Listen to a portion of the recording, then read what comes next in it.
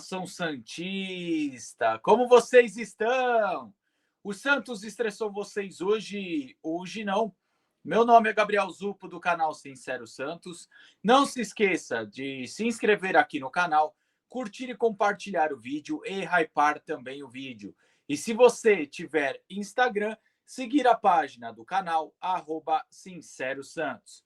Bom, rapaziada, hoje é a provável escalação do Santos contra o Internacional, desfalques do adversário, os nossos desfalques e pendurados, e provável escalação de Inter e também do Santos. Bom, a primeira informação sobre o jogo que vai acontecer amanhã no Beira-Rio, às 9 horas da noite, é que a transmissão é por conta do Sport TV e também Premier. O Inter, até o breve momento que foi confirmado, são apenas 4. O goleiro Ivan, o Carboneiro, Bruno Tabata e Luiz Otávio são os desfalques do Internacional. Então, com isso, a provável escalação do Inter deve ser isso aqui, tá? O goleiro Antony. Na lateral direita, nós temos o Brian Aguirre, a dupla de zaga, Mercado e Vitão, e Bernabé pela esquerda. No meio-campo, Thiago Maia, Bruno Gomes, Alan Rodrigues e Alan Patrick. E um pouquinho mais avançado, Vitinho. Tem muita gente falando que ainda o Vitinho é dúvida para esse jogo. E ao lado do Vitinho é Rafael Borré. Esse deve ser o provável Inter para amanhã, nesse jogo decisivo entre Inter e Santos. O que eu posso falar do time do Inter, cara, é outro time que me enganou muito essa temporada, tá? Assim como o Santos, eu esperava que o Inter brigasse por Libertadores, até títulos, né?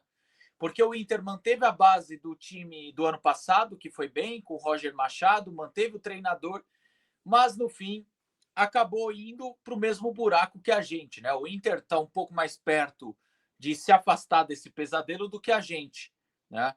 O Inter precisa mais ou menos de mais uma vitória e a gente de mais duas, né?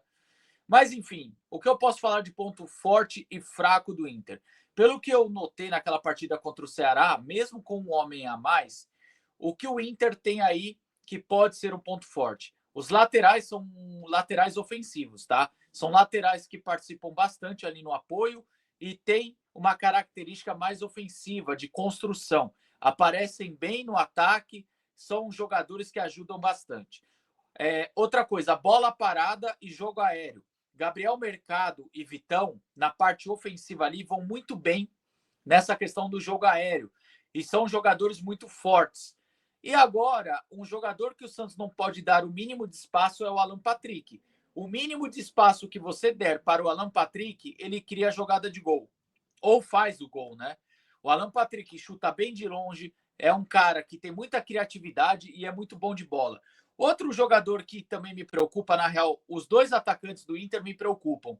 Por mais que o Borré não corresponda todo o nome que ele tem, toda expectativa que os torcedores aqui do Brasil tinha quando ele veio para o Inter, continua sendo um atacante muito bom de bola. O Vitinho é bom jogador também.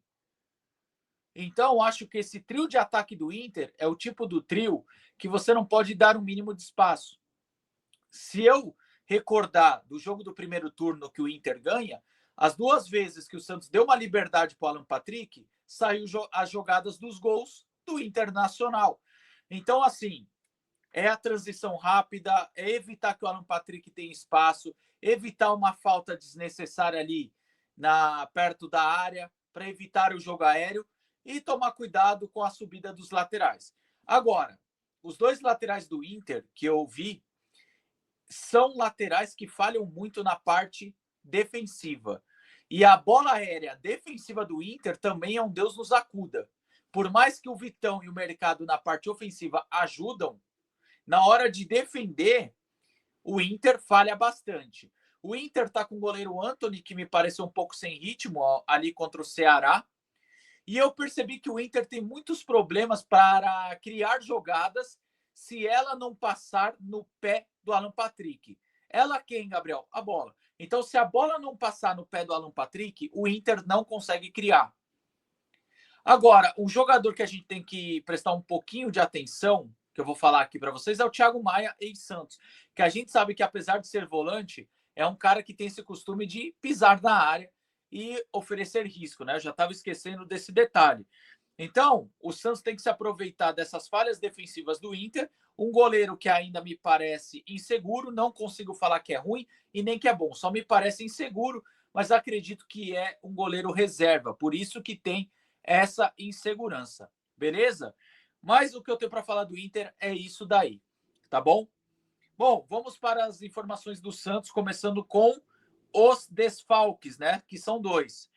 O Neymar, pô, Neymar, me ajuda a te ajudar, irmão. Se dependesse do Neymar, pelo que eu fiquei sabendo, ele iria para o jogo. Mas tanto a diretoria como quem cuida da carreira dele não acha uma boa se ele tem esse desconforto no joelho. Até porque refletiu no segundo tempo do jogo contra o Mirassol. É aí que eu falo que o Neymar precisa ter o choque de realidade. Colocar o coletivo e o clube na frente do individual.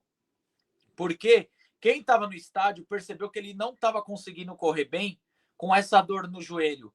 Eu acho que a partir do momento que você leva 1-0 para o vestiário, por mais que que o Neymar tenha uma importância gigante, pô, se o Neymar tá com dor, não consegue te ajudar, conversa com ele. Pô, Neymar, não dá, cara. Dá uma segurada. Vou tirar você agora no intervalo. Senão eu fico com um a menos. Bom, enfim, é o que eu falo. Eu vi realmente o Neymar nessa questão sentir muitas dores durante o segundo tempo contra o Mirassol, mas eu acho que ele forçou e por isso a diretoria e seu staff preferiu segurar ele para o jogo contra o Sport. E por fim, o Zé Ivaldo, terceiro cartão amarelo, que não é novidade para ninguém, está suspenso. Bom, passando agora para os pendurados que sobraram são, né? Deixa eu colocar aqui na tela para vocês. É o Gabriel Brazão, goleiro, o Adonis, o Basso, o Luizão, o Igor Vinícius, Escobar, Barreal, Lautaro, Zé Rafael e o Neymar, que está fora do jogo, né? Mas está aqui porque tomou 2 cartões amarelos, tá certo? Bom, indo agora para as prováveis escalações, o Vojvoda tem uma dúvida entre Roleiser ou Robinho. A tendência, quando eu digo a tendência, é a que tem mais chance de acontecer, tá? Me parece que essa aqui é a provável escalação mais forte, com Brazão, Igor Vinícius, Adonis e Luan, Souza, o Ilharão, Schmidt, Zé Rafael, Roleiser, Lautaro e Barreal. Se caso o Robinho entrar, acredito que o Santos vai ficar no 4-3-3. Sendo que aqui com o Roleiser, pode ser que ele caia também pela direita, fazendo um 4-3-3. Mas vamos lá. Com o Robinho, vocês podem ver que o time ficaria dessa forma, com o Robinho caindo pela direita. A real, gente, sabe o que eu faria? Tomara que ele me surpreenda, porque de última hora, o Vojvoda tirou o Guilherme do time e colocou Lautaro e Neymar.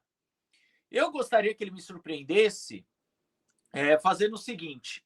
Eu vou voltar aqui para a provável escalação, aqui tem mais chance de acontecer, que é essa aqui. Eu gostaria que ele tirasse o Lautaro do time e colocasse Robinho e Barreal lá na frente. Gabriel, não é arriscado jogar sem um 9, sem esse cara finalizador? Rapaziada, os nossos camisa 9 são fracos, desculpa, não fazem gols. Então aqui você mantém o artilheiro da equipe, que é o Barreal, e o Robinho, que é o cara do drible. É o que eu faria, eu tiraria o Lautaro do time, deixaria Roleiser e Robinho. Se ele fizesse isso, eu acho que funcionaria melhor. Ou pelo menos me agradaria mais, né?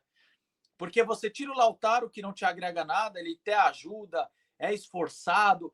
Pode ser que o Santos entre com o Lautaro de titular e ganhe de 1-0 com o gol dele, mas de verdade, rapaziada, eu entraria com Robinho, Barreal e Roleiser. Eu arriscaria, sabe? Eu não ficaria com medo, porque um dos maiores pecados do Vojvoda até agora é o medo de colocar os jovens mais cedo. Bom Tempo, Robinho, né? Se ele tiver um pouco mais de coragem, de peito, para colocar os mais jovens, o Santos pode beliscar um empate ou surpreender e ganhar o jogo, porque é um jogo bem parelho. Deixando claro, o Inter é o favorito, o Inter tá com moral, tá? E o Santos tem um longo tabu para quebrar. Eu venho trazendo isso aqui há muito tempo. O Santos não ganha dentro do Beira-Rio há 17 anos. Porque quando ganhou em 2008, foi com o gol do Maicon Leite, um time que naquela ocasião era treinado pelo Cuca. E depois, o Santos só foi ganhar do Inter em 2013, fora de casa. Só que foi no estádio do Novo Hamburgo, onde ganhou por 2-1 com o gol do Renato Abreu e Thiago Ribeiro. Né? E para o Inter, se eu não me engano, foi o D'Alessandro que diminuiu. Então, assim, amanhã é um jogo super difícil. Eu preciso ter esse cara que quebra a linha, esse cara do drible. Por isso que eu tiraria o Lautaro daqui. Eu entraria com Roleiser, Barreal e Robinho. Eu faria isso, eu faria essa loucura. Porque eu tô vendo que os meninos sentem menos do que os veteranos, que andam pipocando e muito. Mas, enfim, como eu falei, é um jogo que, para mim, o Inter é favorito, isso não se discute. O Inter tem tudo para vencer, só que, assim, se o Santos tiver a garra e a vontade que teve no clássico contra o rival da Barra Funda, o rival verde, pode ser que surpreenda e quebre esse tabu, tá? De 17 anos sem ganhar do Inter no Beira-Rio. Mas é isso daí, rapaziada, que eu tenho para falar. Coloque nos comentários o que você espera desse jogo, quais são as suas preocupações em relação ao Inter e o que você prefere da escalação titular. Roleiser ou Robinho? Ou até os dois juntos, como seria a minha escalação. O vídeo é esse aí, tomara que vocês tenham gostado. Qualquer mudança aí, a gente vai debater amanhã na live da 1 da tarde. E também tem um videozinho lá para quem me segue no Instagram e também no TikTok às 18 horas. Tamo junto e sempre Santos.